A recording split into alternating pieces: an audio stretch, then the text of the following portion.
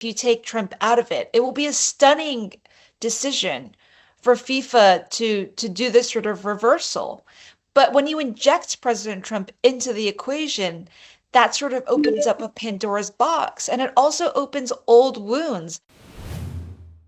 Rote Karte, Platzverweis, so ist es halt nun mal im Fußball, beziehungsweise eben auch bei der Fußball-WM, dachte man jedenfalls bis heute. Der US-Fußballspieler Balogun wurde beim letzten Spiel gegen Bosnien-Herzegowina vom Platz verwiesen, rote Karte, und daraufhin auch gesperrt. Allerdings hat die FIFA das Ganze zurückgenommen. Warum? Offenbar nach einem Gespräch zwischen Fifa-Chef Gianni Infantino und US-Präsident Donald Trump. Sprechen wir mit Sophia Kai. Sie hat die ganze Geschichte aufgedeckt. Sophia, thanks for your time. You broke the story, quite a huge story in Germany at least. Walk us through what happened between behind the scenes of the White House after the red card was issued. Yeah, so the White House involvement started very quickly after the red card was issued, with Andrew Giuliani, who's the head of the White House FIFA task force, alerting President Donald Trump of the red card. And immediately after the match, Andrew Giuliani, as well as Secretary Lutnick, the Commerce Secretary in the US, and US soccer officials all started activating on a plan to appeal the red card. And the next day, President Trump picks up the phone and he calls Gianni Infantino.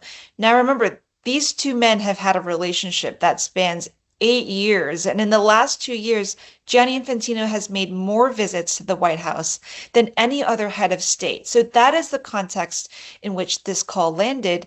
And President Trump basically said, what are the rules around this suspension? And can you please review it? Gianni Infantino made no promises, but in the next couple of days, that started 4 days of coordinated lobbying, legal maneuvering, that then resulted in the decision of suspending the 1-year ban.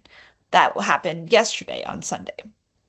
Wow, you just mentioned that Trump and Infantino have quite a close relationship. What kind of advantages could it have for Gianni Infantino to take this decision back? The red card.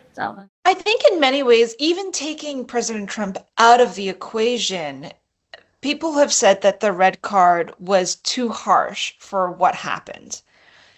So, even within the world of soccer, there are questions around the red card. I think if you're Gianni Infantino and the president of the United States calls, Gianni's tendency is to give that serious consideration. Now, FIFA has told us that the decision was made by the independent disciplinary committee.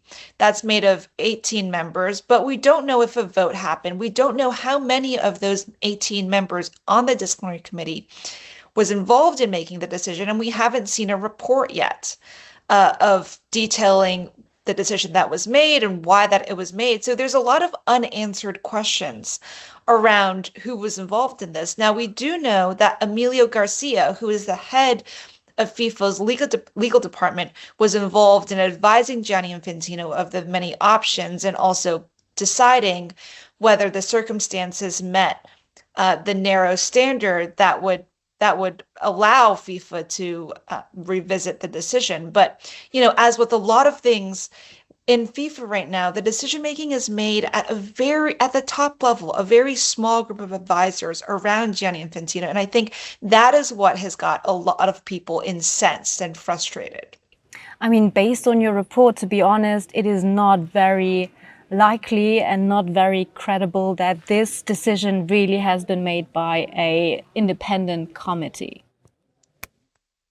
Yeah, I think, if you're an outside observer looking in, trying to piece together, you really don't have an answer because FIFA put out a 3-paragraph statement. It was very short yesterday, essentially saying this decision has been made. And even if you take Trump out of it, it will be a stunning decision for FIFA to do this sort of reversal. But when you inject President Trump into the equation, that sort of opens up a Pandora's box, and it also opens old wounds. People close to Gianni Infantino, like the Secretary General of FIFA, have been concerned by how far Gianni Infantino has been willing to go to suck up to President Trump. That kind of reopens it in the middle of the World Cup, and you see the concerns from Europe. UEFA has issued a statement about how remarkable this has been, expressing their utter disbelief.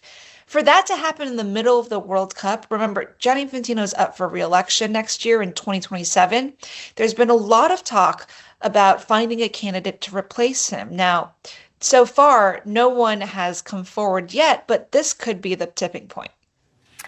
In Germany, this actually has become quite a scandal, to be honest. And I know it's very early in the US, but how is it being discussed already, or is it being discussed? I think we need to get through the next day first. In about 8 hours, the US will play Belgium. I think a lot will unfold today. And, in the next weeks, during and after the tournament, we'll really see what the ramifications are.